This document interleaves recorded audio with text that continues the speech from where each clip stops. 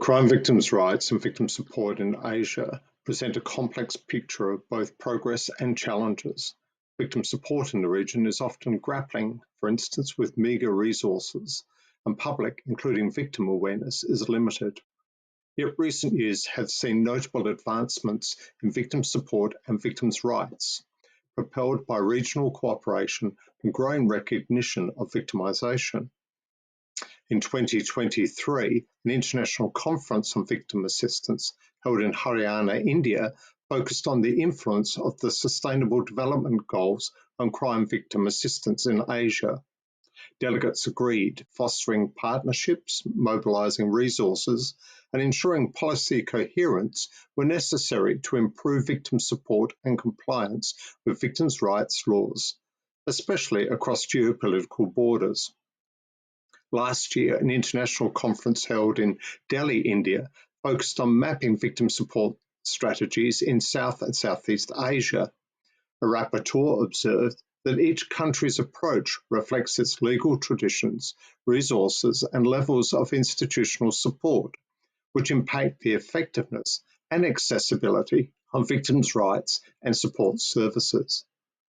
Coinciding with this commission, the Thai Institute of Justice, in partnership with the UNODC, is hosting a criminal justice initiative focused on strengthening trauma-informed, people-centred approaches in Southeast Asia. Notwithstanding these developments, other sources indicate that threats like cybercrime and human trafficking have shaped and are reshaping victim profiles. A 2023 report by the UNODC revealed that cyber-enabled scams in Southeast Asia resulted in economic losses estimated between 18 billion and 37 billion US dollars.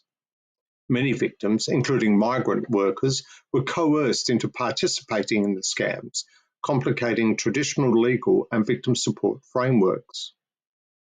Gender-based digital crimes are also escalating.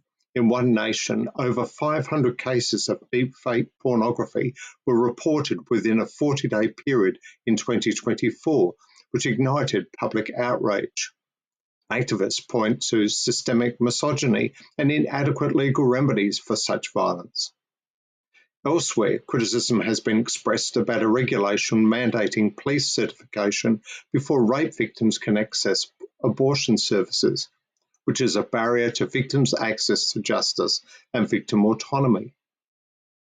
Trafficking in human beings remains a significant and evolving challenge in Asia, with organised crime networks exploiting vulnerable populations for forced labour, sexual exploitation, and increasingly cyber-enabled fraud, which I've mentioned. Regional disparities in legal protections and victim support services continue to hinder effective prevention and victim assistance and prosecution efforts. Although much has been achieved, too many victims across Asia do not have their needs met and their rights fulfilled. Yet victims' rights should know no borders, but in practice they do. As we mark the 40th anniversary of the Declaration of Basic Principles of Justice for Victims of Crime and Abuse of Power, let me make a couple of recommendations. First, strengthen victim-centred legal frameworks. Comprehensive laws should eliminate institutional barriers and ensure accessible, trauma-informed support systems that are safe for victims. Secondly, promote regional collaboration.